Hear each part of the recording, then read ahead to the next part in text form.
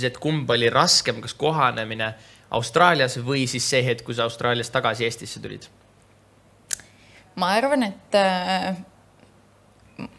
et sellise puht nagu füüsilise reaalsuse poolest Austraalias kohanemine, seepärast, et see on kõik, see on kliima, mis on täiesti uus, see on keel, see on, ma ei tea, uute tänavate ära õppimine, see kõik, aga...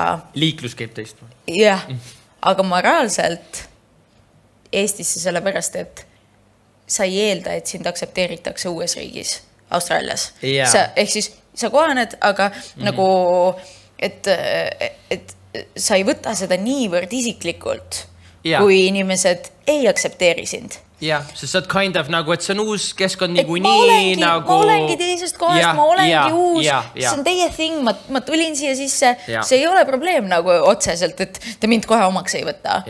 Aga kui sa tuled koju ja sind, või justkui koju ja sind ei võeta omaks, siis see on nagu moraalselt siuke hästi raske asi, mida inimesel nagu alla neelata nagu, et see, just see kuuluvustunne, millest nagu Gemma rääkis, et see mingil määral nagu 1 sekundiga võetakse sult ära, aga kes ma siis olen nagu, kui ma ei ole see ja ma ei ole teine,